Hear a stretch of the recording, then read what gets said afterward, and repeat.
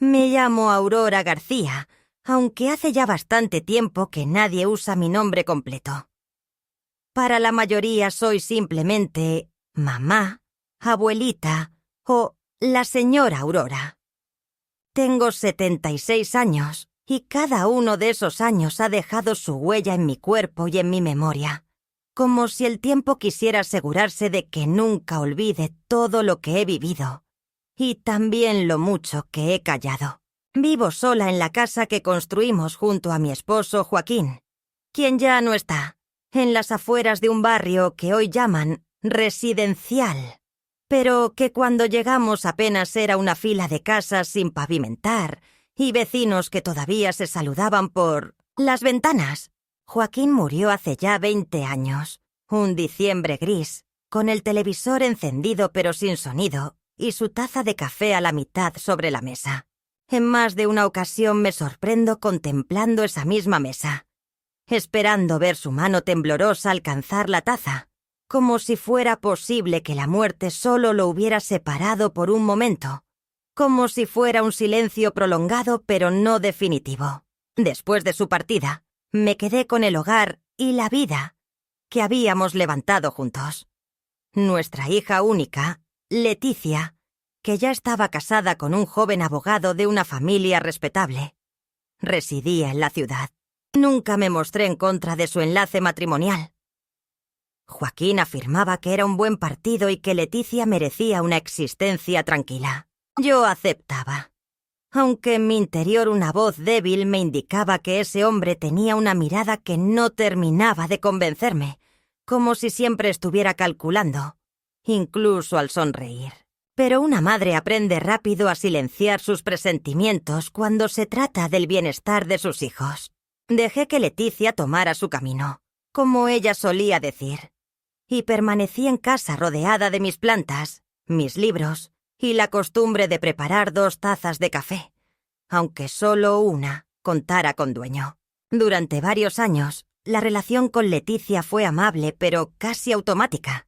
Hablábamos por teléfono los domingos, teníamos encuentros breves cada 2 o 3 meses, y los regalos de cumpleaños parecían haber sido escogidos por la secretaria del despacho de su esposo. A veces me cuestionaba si había fallado como madre, si la forma en que la eduqué, tan centrada en el esfuerzo, la responsabilidad y la idea de que nada se recibe sin luchar, no la había vuelto demasiado dura. Pero después recordaba cuando era niña y venía hacia mí con sus cuadernos y dibujos, cómo me abrazaba con fuerza al regresar del colegio, y entendía que el tiempo no siempre transforma las cosas. En ocasiones las desgasta lentamente sin que uno lo note. Leticia no era cruel, al menos no en el sentido habitual de la palabra. Simplemente resultaba distante. Manejaba el cariño como si formara parte de una obligación. Me decía, «te quiero», con la misma indiferencia con la que firmaba cheques o documentos importantes. Con el paso del tiempo fui cediendo pequeños aspectos sin darme cuenta. Primero fueron mis decisiones. Permití que ella escogiera la clínica donde debía realizarme los chequeos, aunque yo me sentía más cómoda en la antigua. Después fue mi economía. Acepté su ayuda con el banco, los trámites y los pagos electrónicos. Me parecía razonable. Ella entendía esas cosas y yo ya no. Me decía que era para mi comodidad, y yo, agradecida, aceptaba sin cuestionar. No me veía como una mujer ingenua, pero reconozco que hay un momento en que uno se cansa de pelear por todo y rendirse se vuelve una forma de alivio. Leticia además hablaba con convicción, usando esos términos aprendidos en la oficina de su esposo como optimización de recursos, delegación responsable o firma protocolaria. Yo, que pasé mi vida trabajando como secretaria en una escuela con tareas humildes y bolígrafos mordidos, sentía que era natural que ella supiera más que yo. Nunca he abandonado mi rutina diaria. Me levanto al amanecer, limpio el patio, doy agua a las plantas, desayuno mientras escucho mi vieja radio y los comentarios de las señoras del noticiero regional que me brindan compañía. Preparo la cantidad justa para mí. Paso las tardes leyendo y observo por la ventana cuando el sol comienza a caer. De vez en cuando viene a visitarme una vecina, Ana, quien también es viuda como yo, y conversamos sobre asuntos simples. El costo de la carne, la temperatura, los nietos. Me he acostumbrado a la tranquilidad de la casa, aunque en ocasiones la siento demasiado pesada, como si guardara secretos que no me atrevo a confesar, ni siquiera a mí misma. He aprendido a vivir con mi soledad sin exageraciones. No temo estar sola. Lo que realmente me asusta es no saber en qué momento dejé de ser parte de la vida de quienes más amo. Hace algunos meses, Leticia llegó con su esposo, ambos impecablemente vestidos, perfumados con fragancias costosas y con una prisa controlada. Me expresaron que deseaban apoyarme en un trámite para regularizar la propiedad de la casa y que todo estuviera ordenado por si surgía algún inconveniente. Lo mencionaron de manera casual, como si hablaran del clima o de una visita al dentista. Me enseñaron varios documentos llenos de párrafos extensos, términos legales complejos y letras diminutas. «Solo hace falta una firma, mamá, para que todo quede claro», afirmó Leticia, y sin pensarlo demasiado tomé el bolígrafo.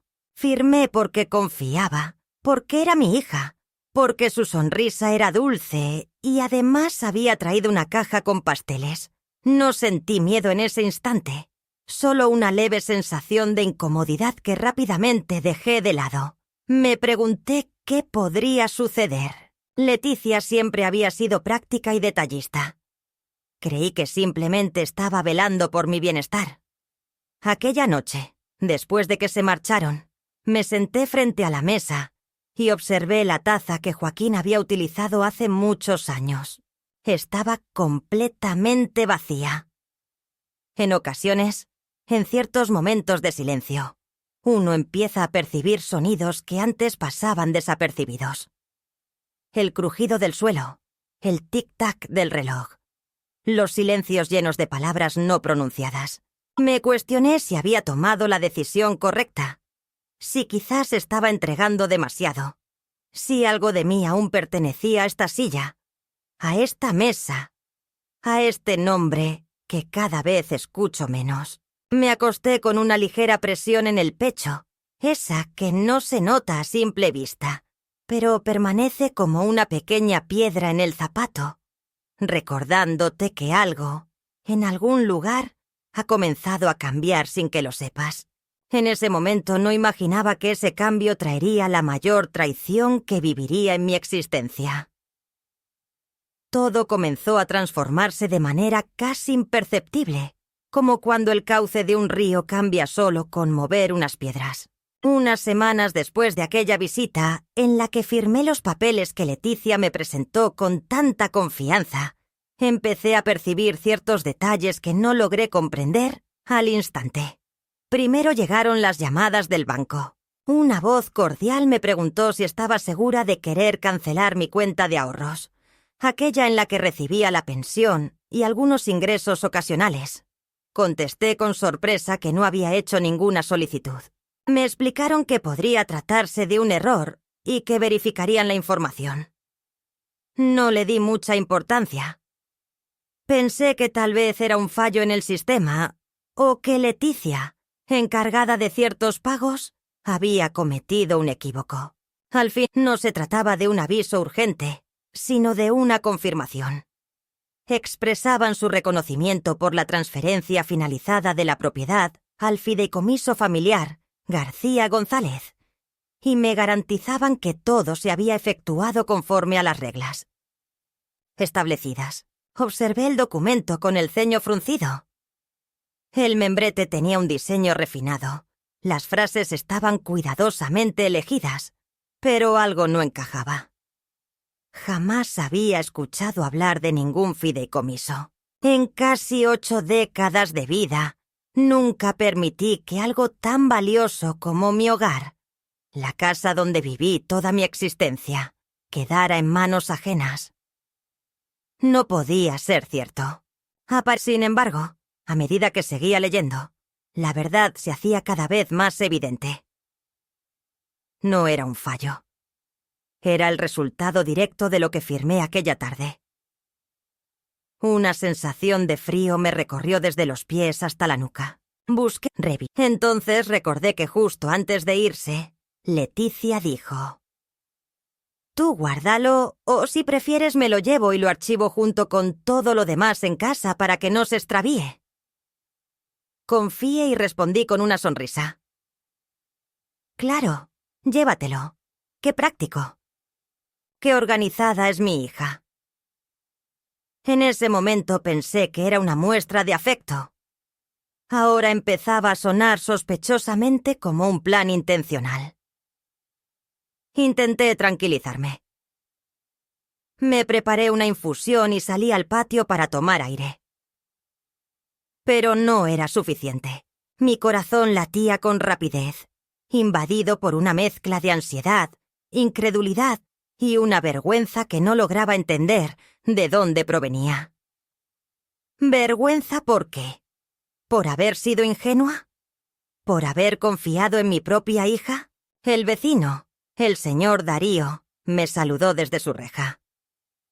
Le devolví el saludo con una sonrisa forzada, fingiendo que todo estaba bien. No sabía cómo explicarle a alguien, ni siquiera a un conocido, que algo muy serio sucedía en mi hogar, aunque aún no tenía claro qué era exactamente. Aquella noche no lograba conciliar el sueño. Me movía inquieto en la cama repasando una y otra vez cada gesto, cada palabra y cada mirada de Leticia durante su última visita. Recordé cómo su marido había recorrido la casa con la atención de alguien que mide cada rincón, comentando sobre la firmeza de la estructura y las posibilidades para renovar el lugar. Pensé también en cómo ella evitó responder cuando le pregunté si deseaban quedarse a almorzar, como si tuviera prisa por cerrar el encuentro y marcharse antes de que surgieran interrogantes incómodas. Todo aquello, visto con perspectiva, parecía parte de un plan minuciosamente preparado. Al alba siguiente tomé una resolución y marqué a Leticia. Su tono fue amable, casi lleno de alegría. Le pregunté sin rodeos sobre el documento que habíamos firmado. Ella me contestó: «Mamá, ya te expliqué. Es un procedimiento legal para que todo quede en orden, para que si alguna vez sucede algo, no haya problemas con la casa. Es para cuidarte». Le pedí que me enviara una copia. Su voz se tornó un poco rígida. «Claro, claro. Lo busco y te lo envío por correo. ¿Para qué lo necesitas?». Insistí. «Solo quiero tener una copia para sentirme tranquila». Me dijo que sí, que sin duda lo haría. Sin embargo, nunca recibí nada, ni en correo tradicional, ni por vía electrónica. Los días transcurrieron y comenzaron a llegar más cartas, esta vez procedentes de una agencia inmobiliaria.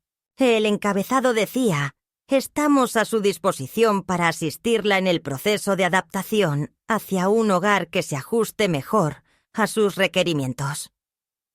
En el reverso, con una cortesía que parecía conde veneno, se mostraban alternativas de departamentos para personas mayores. Todos ellos eran pequeños, sin personalidad y ubicados lejos del barrio en el que Aurora había vivido durante las últimas 40 años. Fue en ese momento cuando empezó a comprender que lo que sucedía no era un simple fallo administrativo, era una estrategia. Una en la que ella no tenía un papel clave, sino que representaba un estorbo. Y quien la ejecutaba no eran desconocidos, sino su propia hija Leticia y el esposo de ella, Joaquín. Un viernes en la mañana sonó el timbre de la puerta. Una joven apareció con una carpeta en la mano y una sonrisa que parecía fabricada. Se identificó como asesora de soluciones patrimoniales integrales y explicó que había venido para realizar una evaluación técnica de la vivienda.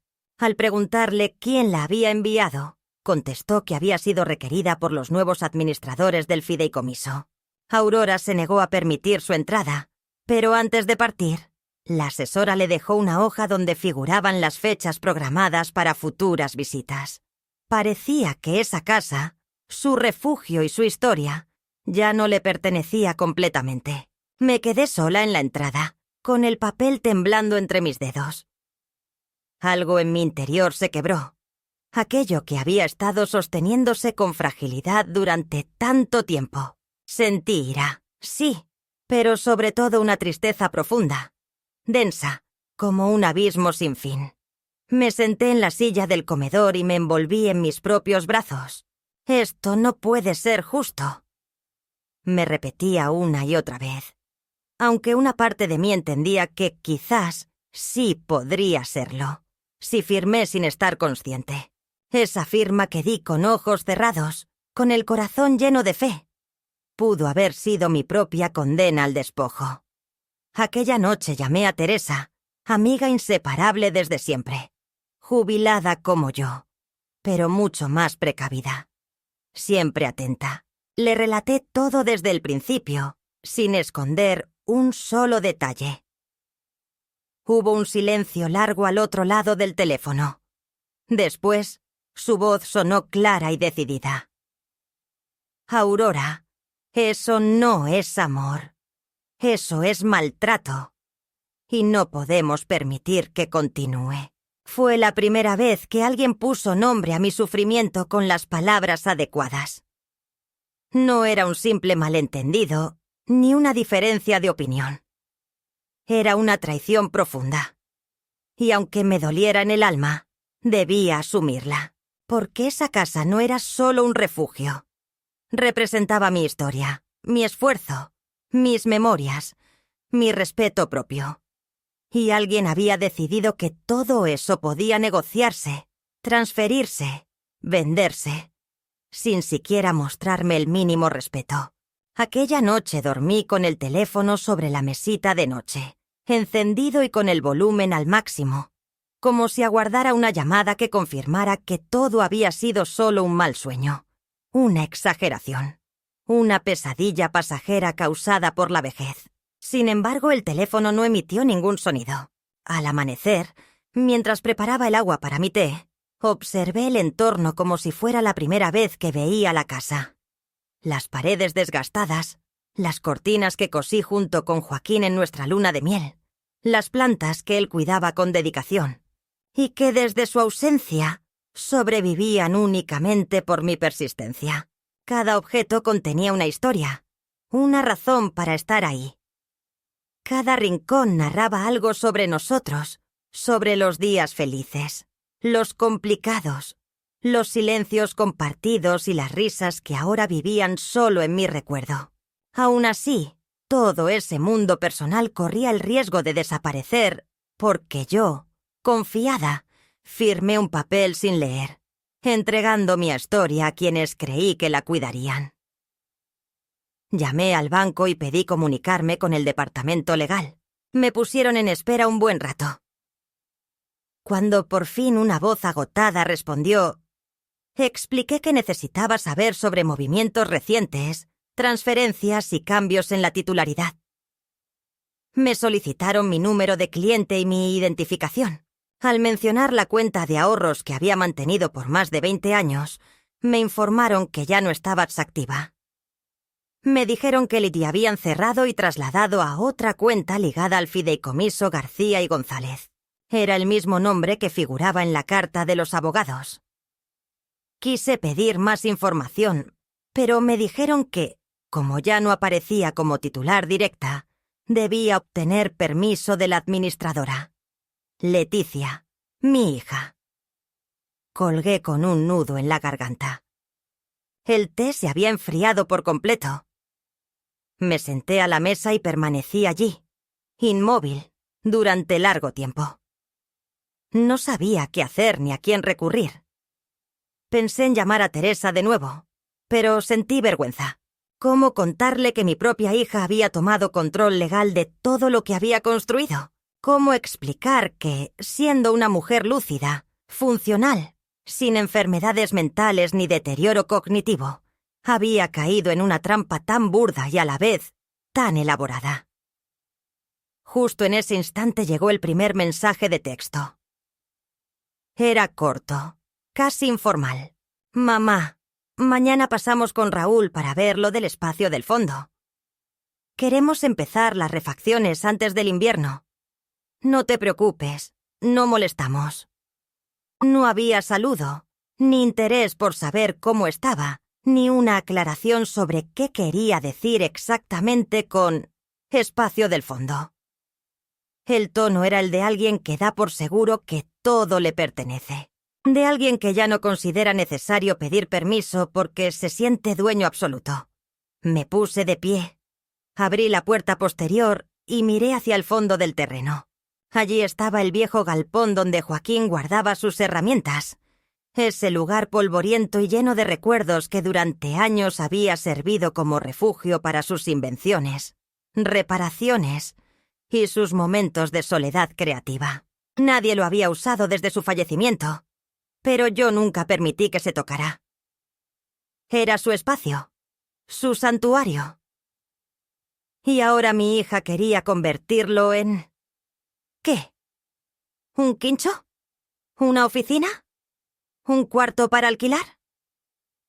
El corazón me golpeaba con intensidad. Regresé a la casa, tomé el teléfono y marqué el número de Teresa. La hora no me importaba. Le rogué que viniera, no para hablar por teléfono, sino para que estuviera conmigo. 30 minutos después, ella estaba en mi cocina, con su bolso de cuero gastado, el cabello recogido y la mirada de quien ha vivido demasiado como para dejarse engañar. Le conté todo sin pausa. Ella no interrumpió, solo asentía de vez en cuando, con los labios apretados y los ojos cada vez más profundos. Al terminar, me tomó la mano y dijo: «Aurora, esto no puede continuar así. Necesitamos un abogado, uno que no sea aliado de ellos. Tengo un sobrino que se llama Julián. Es joven, pero bueno. Y sobre todo, honesto, ¿quieres que lo llame?». Asentí sin pronunciar palabra. Mi voz se había perdido. Aquel día por la tarde, Julián llegó a mi casa. Era un joven de aproximadamente 30 y tantos años, delgado, con una voz tranquila y ojos que mostraban atención. Me habló mientras escuchaba. Julián tomaba apuntes, hacía preguntas y revisaba información en su computadora portátil. Al terminar, me observó con una mezcla de sorpresa y melancolía. «Aurora», me dijo, «lo que usted firmó implica una cesión irrevocable de bienes a un fideicomiso que administra su hija. Legalmente, todo lo que le pertenecía ahora está bajo esa entidad. Usted no figura como beneficiaria directa. En otras palabras, ya no es dueña ni de su casa, ni de sus cuentas, ni de sus bienes registrados. Todo está controlado por Leticia». Sentí como si el mundo se desplomara sobre mí.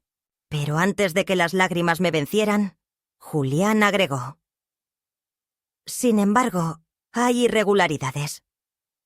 La firma no es completamente igual. El documento no está debidamente registrado. Si usted puede probar que no sabía lo que firmaba o que fue inducida a error, podemos comenzar un proceso para impugnarlo. No es sencillo, pero es factible». Esas palabras fueron como un rayo de esperanza en medio de la oscuridad. No una solución definitiva, pero sí una vía para seguir adelante. Una oportunidad. Un camino por recorrer. Durante los días que siguieron, empezamos a colaborar estrechamente. Joaquín juntó evidencias, elaboró documentos y contactó a expertos en caligrafía. Yo, por mi parte, me sumergí en una labor igual de intensa. Organizar mis viejos papeles, rescatar recibos, cartas, contratos y movimientos bancarios. Revisitar la historia de mi vida plasmada en hojas amarillentas y tinta corrida era extenuante, una carga emocional profunda, pero al mismo tiempo una liberación, porque por primera vez en mucho tiempo sentía que actuaba para mí misma, No por Leticia, ni por Joaquín, ni por recuerdos pasados. Solo por mí. Mientras esto ocurría, Leticia continuaba como si nada. Me llamaba una vez cada semana con un tono neutral, sin mencionar lo que pasaba. Preguntaba si necesitaba algo, si quería que mandara a alguien a cortar el césped o si me encontraba bien. Yo contestaba con monosílabos, fingiendo tranquilidad. No quería alarmarla todavía. Raúl, su esposo, me evitaba. No volvió a aparecer por casa y supuse que ya tenían alguna sospecha, aunque desconocían la magnitud de mis acciones. Una mañana apareció una camioneta con el emblema de una compañía constructora. Descendieron 2 hombres con cascos y planos en las manos. Iban a tomar las medidas para el proyecto de renovación. Salí a atenderlos y les pedí que se marcharan. Me respondieron que contaban con la autorización de la administradora del fideicomiso. Les expliqué que yo seguía viviendo allí, que era mi hogar, y que sin una orden judicial no tenían permiso para entrar. Dudaron por un momento. Hicieron una llamada telefónica y discutieron entre sí. Finalmente se marcharon. Sin embargo, el mensaje estaba claro. El proceso había comenzado. El desalojo no sería inmediato, pero sí inevitable. Aquella noche, entre la furia y la claridad de pensamiento, escribí una carta a mano. Era para Leticia. No para culparla ni para implorarle, sino para expresarle mis sentimientos. Para plasmar por escrito lo que nunca me animé a decir en voz alta. Le conté cómo me afectó descubrir la verdad, cómo el dolor no fue por la pérdida material, sino por el hecho, la decisión de alejarme sin siquiera mirarme a los ojos. Le recordé quién era yo, lo que hice por ella, todo lo que sacrifiqué para que tuviera la vida que ahora defiende con tanto desapego. Doblé la carta, la guardé en un sobre, pero no la envié. Todavía no. Esa carta era un reflejo, y no estaba segura de que ella quisiera mirarse en él. Esa semana, Julián me llamó para contar que había presentado la solicitud de anulación por un error en el consentimiento. El juez había accedido a revisarla. Era apenas el primer paso, pero un avance significativo. Yo, por mi parte, seguía aparentando tranquilidad. Cuidaba las plantas, compraba el pan, hablaba con los vecinos. Sin embargo, por dentro sentía una tormenta, porque ya no se trataba únicamente de la casa. Era también mi dignidad. Y comprendí en ese instante que eso no se negocia. Se defiende con todo. Nunca he sido una persona de confrontaciones. No me enseñaron a levantar la voz ni a exigir cosas, especialmente dentro de mi propia familia. En mi hogar, el respeto se manifestaba como un equilibrio entre el silencio y la aceptación. Mi madre, una costurera de manos delicadas y mirada cansada, solía decir que una mujer debía ser como la sal necesaria, aunque invisible. Durante muchos años pensé que así debía ser también el amor. Silencioso, constante, sin alardes ni reclamos. Así amé a Joaquín, así cuidé a Leticia y así formé mi vida. Paso a paso, sacrificando lo pequeño y lo grande sin pedir explicaciones ni reconocimientos. Por eso, lo que más me costó aceptar en medio de todo este desorden no fue la pérdida de la casa, ni el engaño legal, ni siquiera la humillación de sentirme desplazada. Lo que más me dolió fue descubrir que mi forma de amar fue malinterpretada, que mi silencio se entendió como debilidad, que mi generosidad fue tomada como una invitación al abuso. Esa comprensión no apareció de un momento a otro, sino como el goteo constante de un grifo mal cerrado. Primero llegaron las cartas del banco, después las visitas inesperadas, las respuestas evasivas de Leticia y el temor de Raúl a mirarme directamente a los ojos. Luego, las llamadas que dejaron de llegar, como si mi hija intentara protegerse del reflejo que mi voz representaba.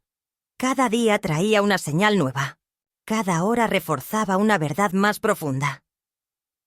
Yo ya no formaba parte del futuro que ellos estaban creando. Me convertí en un obstáculo, un recuerdo del pasado que tenían que manejar, organizar y acallar. Una tarde, después de ordenar unos documentos con Julián, me senté frente a la ventana del comedor sosteniendo una taza de café que carecía de sabor. Afuera, el sol comenzaba a ponerse y las sombras se extendían sobre el suelo como dedos alargados.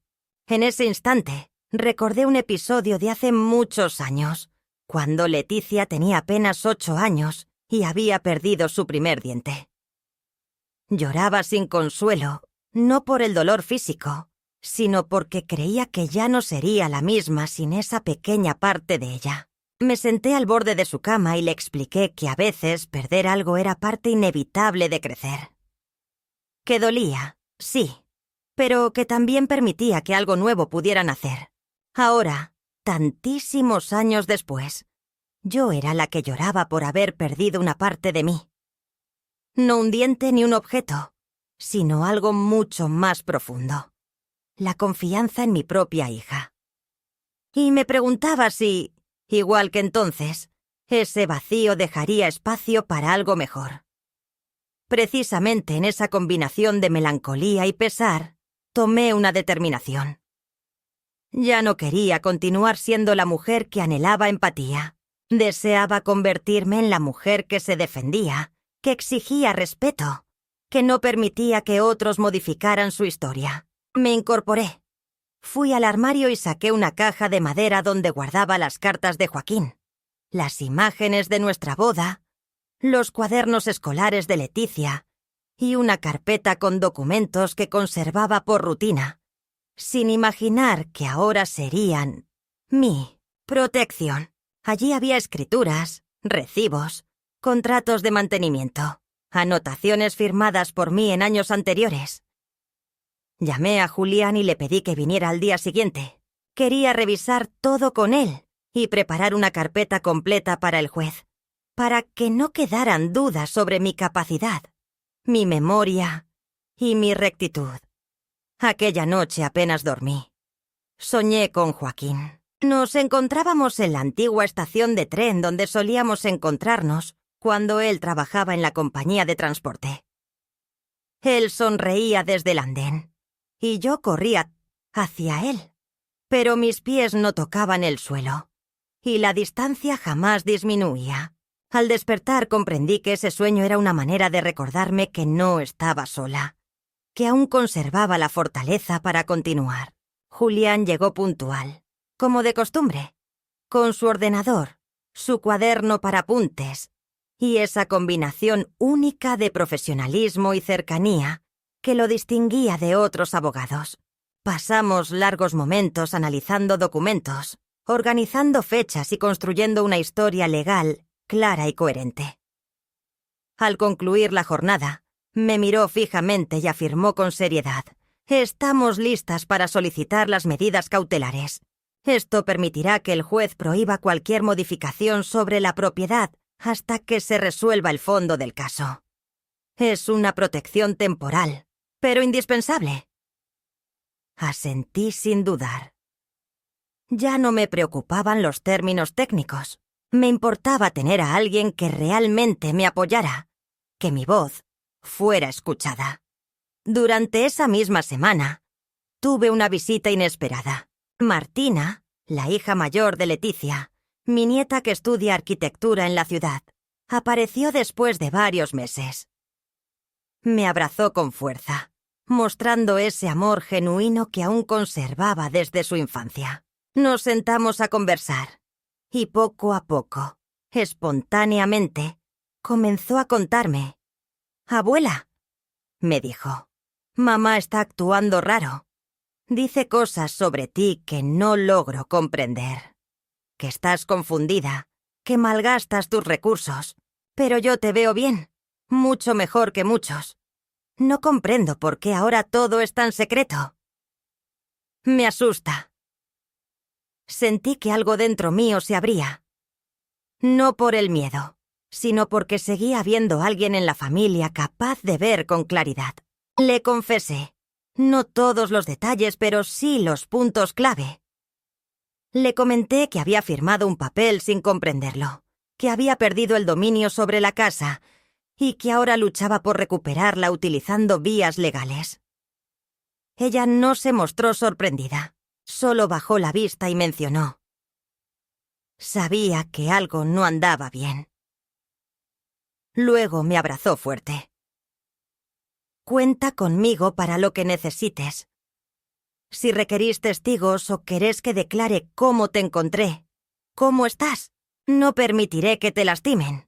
Fue la primera vez desde que todo empezó que lloré sin ocultarlo, apoyando la cabeza en el hombro de alguien que aún me consideraba digna de protección. El lunes siguiente, Joaquín presentó la solicitud cautelar. 2 días más tarde, recibimos la respuesta. El juez había aprobado la medida. Durante el trámite judicial, Leticia no podría disponer de la propiedad, ni venderla, ni hacer cambios en ella. Esto representó un avance enorme, una barrera, una señal clara de que mis argumentos tenían fundamentos. Cuando Leticia recibió la notificación, me lo contó Martina. Explotó de furia. Llamó a su abogado y trató de contactarme. No respondí. No por querer evitarla, sino porque ya no había nada que debatir por teléfono. Si deseaba conversar, sería ante un juez, con documentos y hechos.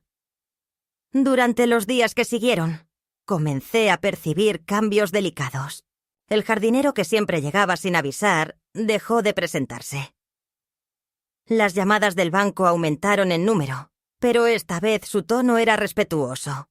Incluso recibí una carta del despacho legal que manejó el fideicomiso con el mensaje: «Estamos revisando su caso». Todo ello confirmaba lo que ya sospechaba. Cuando alguien alza la voz con evidencias, las personas prestan atención.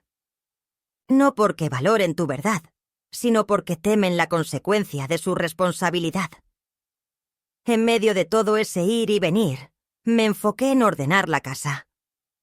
No era por apariencia, sino por recuerdos. Organicé los cajones, lavé las cortinas, limpié el polvo de los muebles. Cada objeto que tocaba era una afirmación callada. Esto es mío. Tiene un pasado. No será borrado. En la habitación de Leticia todavía quedaban objetos de su niñez. Había un cuaderno con dibujos, una medalla de gimnasia, una muñeca sin brazos. No los toqué. Solo los miré y pensé que tal vez, en algún rincón de su alma, aún habitaba la niña que pude amar sin condiciones. Una tarde, mientras limpiaba el porche, una vecina se acercó. Doña Clara, una mujer pequeña y curiosa, de esas que siempre parecen saber más de lo que cuentan. «Aurora», me expresó. Escuché algo desagradable. «Dicen que tu hija quiere alejarte, pero yo no creo eso. Tú eres fuerte. No te dejas vencer». Le contesté con una sonrisa. «Ya no, Clara. Ya no permito eso». En esa frase estaba todo. No era un acto de orgullo. Era decisión firme. Había cambiado. Ya no era solamente una madre confiada. Ahora era una mujer que se protegía. Ese momento marcó un antes y un después. No fue un grito ni una pelea. Fue un instante de claridad. Un núcleo sólido dentro de mí que me demostraba que no había regreso, que no podía seguir disculpando a quien me consideraba un problema. Era tiempo de mirarme y aceptar que, por más doloroso que fuera, mi silencio había contribuido al problema. Pero eso terminó. Ahora la historia sería narrada por mi voz, y sería escuchada. Desde que se otorgó la medida provisional, y el tribunal reconoció mi derecho a que el hogar permaneciera intacto mientras se resolvía el caso principal, el silencio a mi alrededor se volvió más pesado.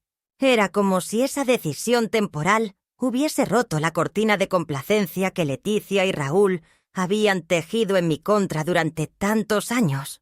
De repente ya no era simplemente una anciana que no comprende bien, como ellos insistían en afirmar con voces suaves y paternalistas. Ahora era una mujer con respaldo legal, con dignidad jurídica, con una memoria clara y con evidencias suficientes para sacudir los pilares del edificio que habían construido sobre mis aparentes renuncias. Sabía que la respuesta no tardaría en llegar, porque quienes se creen con un poder absoluto no aceptan límites, especialmente cuando esos límites provienen de la persona que solían tratar como si fuera parte de su voluntad.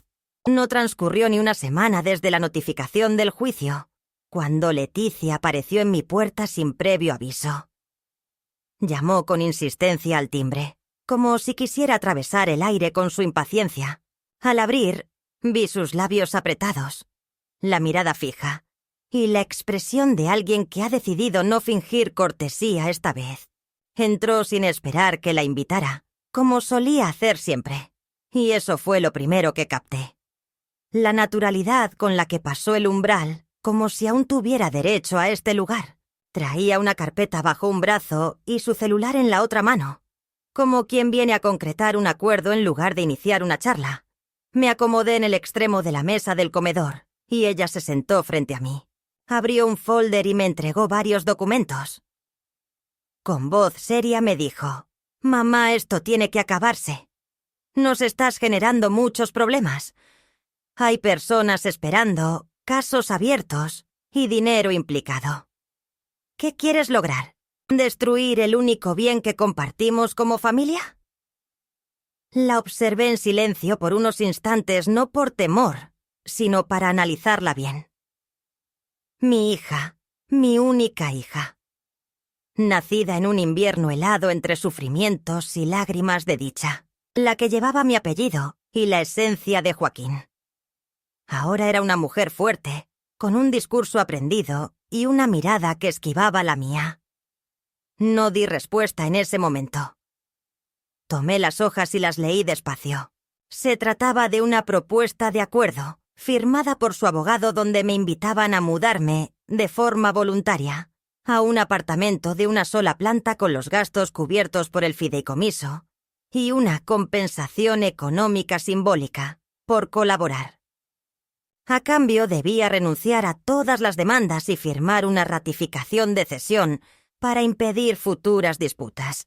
En resumen, me solicitaban entregar todo lo que había luchado por recuperar a cambio de una vivienda temporal y una existencia controlada.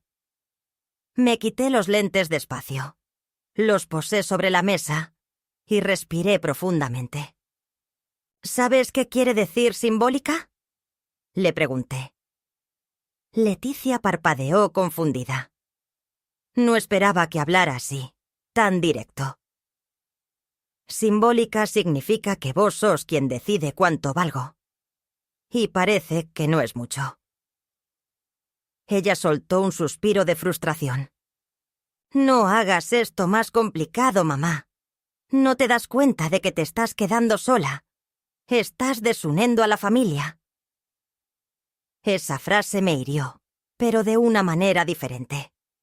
No sentí culpa de madre temerosa de perder a su hija, sino la certeza de alguien que reconoce que a veces la familia no se deshace porque algo nuevo ocurre, sino porque ya estaba quebrada, y nadie se atrevía a nombrarlo. «No, Leticia», respondí sin elevar el tono. «No soy yo quien está destruyendo nada. Fuiste vos quien rompió algo cuando entraste a mi casa con papeles ocultos, cuando tomaste decisiones sin consultarme, cuando usaste mi firma como si fueras la arquitecta de esta vida. ¿Recuerdas el patio que estás intentando vender? ¿Sabes cuántas noches tu padre y yo pasamos ahí arreglando esas baldosas? ¿Sabes cuánto costó pagar esta casa? ¿Cuántas veces renuncié a cosas para que vos tuvieras todo? Y ahora venís a decirme que soy yo la que complica todo. Leticia cruzó los brazos. Ya no trataba de persuadirme. Su expresión era una mezcla de molestia e inquietud.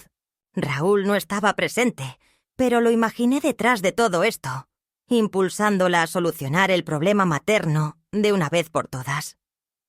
Intentó variar el tono. «Mamá, por favor, no tiene que transformarse en una batalla. Deseamos ayudarte. Queremos la comodidad como excusa». Me incliné un poco hacia ella. «Lo que he dejado de tolerar es tu desprecio, tu ambición y tu indiferencia. Eso ya no lo soporto». Me puse de pie y me dirigí hacia la puerta. No la expulsé. No hacía falta. Sabía que se marcharía. Así fue. Se levantó, guardó los documentos y antes de irse susurró: «Vas a lamentarlo». Cerré la puerta sin contestar. Las manos me temblaban, pero no por temor. Fue la adrenalina de haber pronunciado lo que durante años reprimí. Los días que siguieron estuvieron cargados de tensión. Julián me contó que el equipo jurídico de Leticia estaba implementando tácticas para ganar tiempo, buscando anular la orden provisional. Sin embargo, él se mantuvo firme y el juez por ahora continuaba con la misma resolución. Fue en ese momento cuando comenzaron los pequeños ataques. Sin aviso, nos cortaron el gas una mañana. Llamé a la compañía y me informaron que el titular, es decir, el fideicomiso, había solicitado la baja del servicio. Algo similar pasó con la electricidad que intentaron cancelar argumentando falta de uso del inmueble. Me vi obligada a enfrentar un verdadero calvario burocrático para recuperar los suministros, contando con el apoyo de Julián y sus contactos. Cada día surgía una nueva trampa, un nuevo intento para agotar mi resistencia y forzarme a renunciar. Un domingo recibí una visita inesperada. Raúl apareció solo, con una sonrisa forzada que parecía más una actuación sin convicción. Se sentó en el porche delante de mí, cruzó las piernas y movía las manos de manera nerviosa. «Aurora», dijo, «esto se está saliendo de control. Sé que estás herida, pero no es justo para Leticia. Ella solo busca cuidarte». Lo observé con la calma de alguien que ya decidió no fingir más. «Tú y yo sabemos que eso no es cuidado, sino usurpación. Y no lo permitiré». Quiso replicar, pero no lo dejé. «Tú no me conoces, Raúl. Me subestimaste. Me trataste como a una anciana incapaz, pero olvidaste algo. Yo he vivido más que tú. Crié sola a una hija. Enterré a un esposo. Pagué cuentas. Lloré en silencio. Trabajé más horas de las que puedes imaginar. Y nunca, jamás, me rendí. No empezaré ahora». Se levantó incómodo. «Entonces esto acabará en juicio», sentenció. «Que así sea», respondí. Después de ese episodio todo comenzó a mejorar. Julia me pidió que grabáramos una declaración oficial. Fue en su estudio, con una cámara fija, sin maquillaje ni preparación previa. Hablé más de una hora. Relaté mi historia, mi vida, cómo construí mi hogar, cómo amé a Leticia y cómo la confianza se tornó en un arma. Conté cómo firmé sin leer, confiando que lo hacía para mi bien. Al concluir, Julián apagó la cámara y me abrazó. «Sea cual sea el desenlace legal, ya ganaste algo más valioso: tu voz». Una semana más tarde, presentamos esa declaración como evidencia. El juicio se acercaba. Leticia no volvió a comunicarse conmigo. Tampoco sus representantes legales. Solo Martina continuaba visitándome. Me traía galletas, se sentaba a mi lado para leer, me enseñaba los planos de su tesis. Estoy creando un centro para mujeres adultas, me comentó en una ocasión. Pensé en ti para la fachada. Esa frase me conmovió más que todas las ofensas de Leticia, porque en ella había algo sincero, algo que aún recordaba el amor. De esta manera, sin buscarlo, la lucha dejó de ser únicamente mía. También era por Martina, por las mujeres que vendrán, por aquellas que todavía confían en que firmar un documento es solo un acto de confianza. No. Firmar sin leer puede hacer que pierdas la memoria. Pero resistir, expresarse, proteger tu historia, eso te la devuelve. Y yo no iba a permitirme perderme a mí misma por segunda vez. El día en que nos enfrentamos cara a cara en la sala del tribunal, no fue como lo había soñado. No hubo gritos, ni golpes sobre la mesa, ni escenas propias de una novela melodramática. Fue aún más duro. Fue frío, preciso, acompañado de un silencio que calaba hondo, más que cualquier palabra dolorosa. Cuando llegué con Joaquín, sentí que cada paso que daba dentro de aquel edificio de muros grises y ecos persistentes era una señal de lo lejos que había llegado y al mismo tiempo de lo mucho que estaba en juego. No se trataba solo de la casa. Era mi voz, mi historia, mi derecho a decidir sobre mi existencia. Aurora llegó unos minutos después, acompañada por Raúl y su abogado. Un hombre delgado con expresión altanera y traje impecable. De esos que jamás miran fijamente a una mujer mayor, como si el contacto visual les hiciera envejecer. Mi hija evitó mi mirada. Mantuvo la barbilla erguida, el cuerpo tenso, con las manos entrelazadas con fuerza como si eso pudiera sostener su versión. No le dirigí la palabra. No por odio, sino por respeto hacia mí misma. No podía seguir pretendiendo que todo estaba bien, no después de todo lo que había vivido. La magistrada era una mujer con un semblante serio y un tono de voz suave. Analizaba los expedientes con detalle, intercalaba preguntas breves y no permitía divagaciones. Me cayó bien desde el primer instante. No buscaba complicaciones. Deseaba claridad. Y yo estaba preparada para proporcionársela. El proceso judicial arrancó con la exhibición de los documentos, la transferencia de bienes, la creación del fideicomiso, los informes bancarios, las pruebas de que los servicios habían sido alterados para acosarme. El abogado de Leticia hablaba con confianza, como si tuviera la ley a su favor, usando repetidamente palabras como voluntariedad, protección patrimonial, administración responsable de activos. Yo permanecía en silencio, recordando cada palabra que no había leído, cada cláusula que firmé entregada al amor, cada instante en que bajé la mirada porque me enseñaron que ser madre era aceptar, ceder y callar.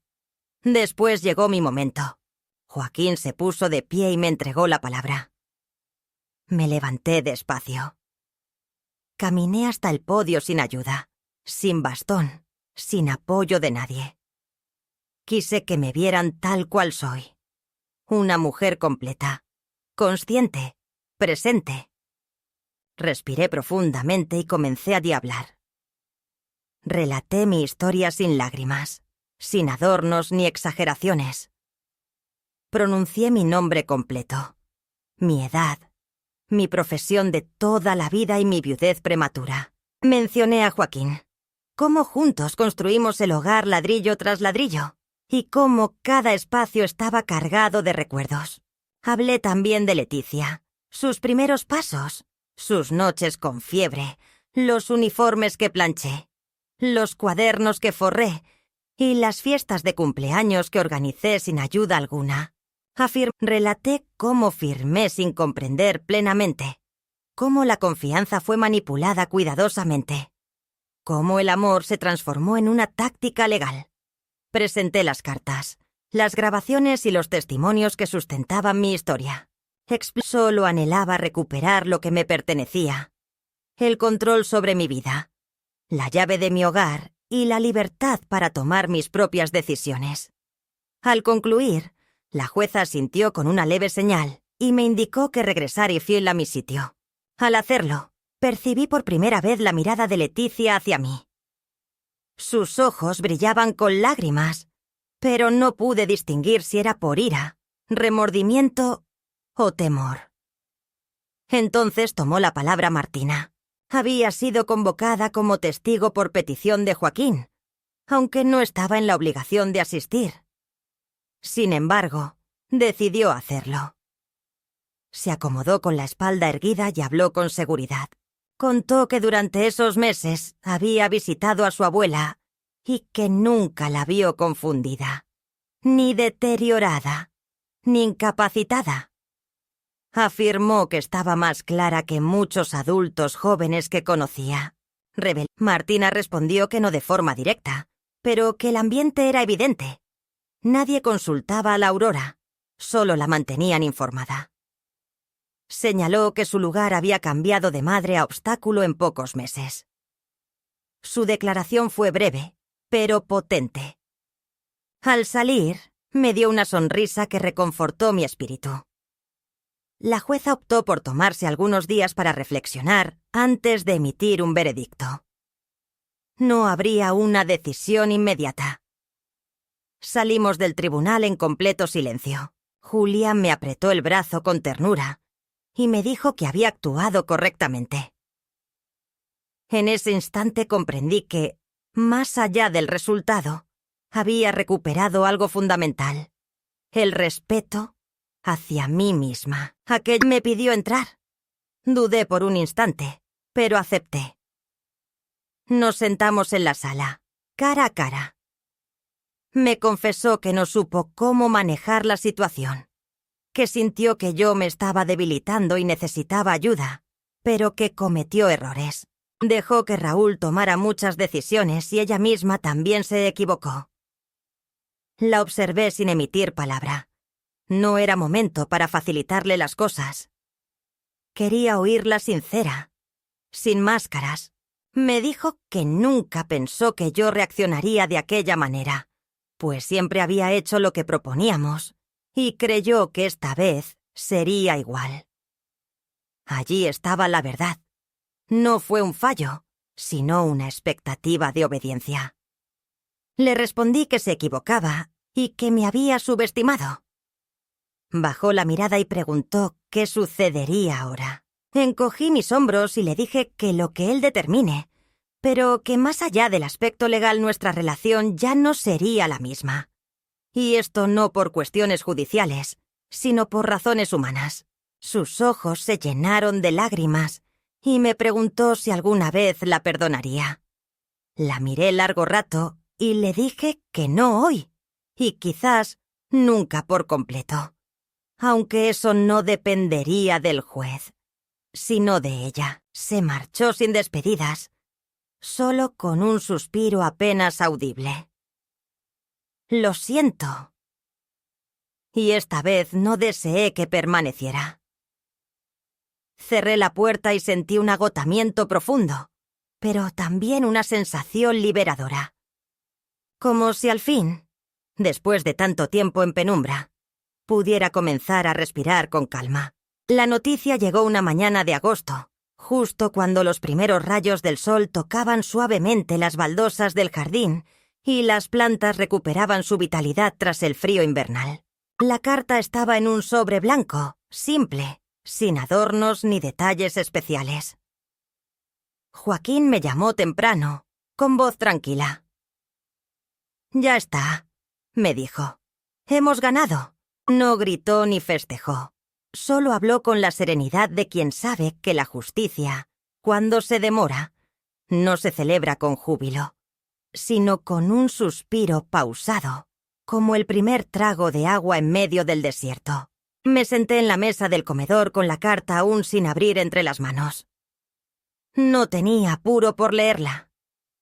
No porque no me importara, sino porque, de alguna forma, ya intuía su contenido. La verdad no necesita tinta, porque se manifiesta en el cuerpo, en las cicatrices y en la firmeza de los hombros cuando la dignidad regresa a su lugar. Abrí la carta con tranquilidad. El juez había declarado inválida la cesión por un defecto en el consentimiento. El fideicomiso quedó disuelto en lo que respecta a mis bienes. La casa, las cuentas, todo regresaba a mi nombre. Leticia no interpuso apelación. Raúl, según supe por medio de Martina, se había retirado del asunto incluso antes del veredicto, anticipando el conflicto. Me devolvían todo lo que nunca deberían haberme arrebatado. Pero más allá de lo tangible, me regresaban algo que no tiene valor ni documento oficial: la convicción de que no estaba equivocada al luchar. Durante varias semanas, la casa se mantuvo en calma. No llegaron visitas, ni cartas, ni amenazas. Solo se escuchaba el tic-tac del reloj de pared, el crujir de las tablas del piso, el canto esporádico de los gorriones que anidaban en la reja del ventanal.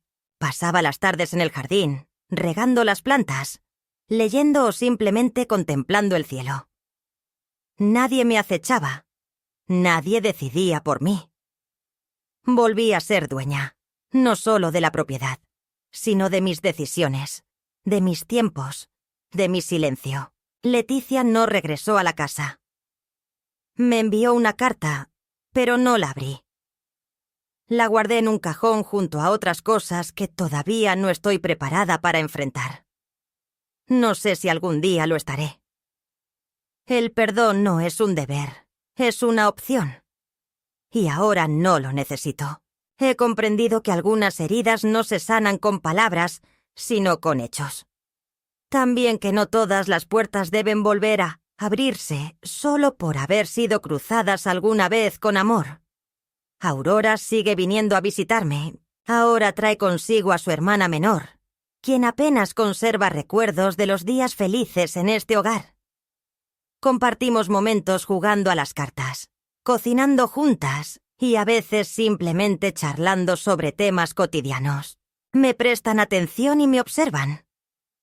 No con pena, sino con interés. Y esa admiración que solo las generaciones más jóvenes pueden brindar cuando comprenden que lo antiguo no siempre está obsoleto, que la experiencia es un camino y no una carga. Una mañana, Aurora me preguntó si volvería a confiar en alguien de esa manera.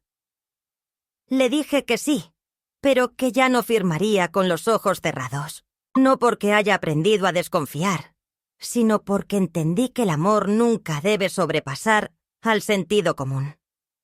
Que el afecto no debe justificar una obediencia sin cuestionamientos. Que incluso los hijos, incluso aquellos a quienes más amas, pueden cometer errores. Y que una madre no pierde su esencia por saber decir que no. Actualmente vivo con menos pertenencias, pero con mayor ligereza. He regalado muebles, documentos, recuerdos que ya no me causaban tristeza, pero tampoco me eran necesarios. He creado espacio. No para que otra persona lo ocupe, sino para que el aire pueda fluir libremente, para que lo que llegue, sea lo que sea, me encuentre atenta y despierta. No me transformé en alguien distinto. Sigo siendo Aurora García, la que amó intensamente, la que firmó sin examinar, la que lo perdió todo por un momento, pero también soy quien luchó, la que recuperó su fuerza, la que expresó su verdad y, sobre todo, la que ahora entiende que su historia merece ser narrada, no por lo que le arrebataron, sino por lo que no permitieron que le quitaran completamente. Porque al final, lo único que uno no puede perder es el derecho a afirmar: esta soy yo, y aquí sigo, presente.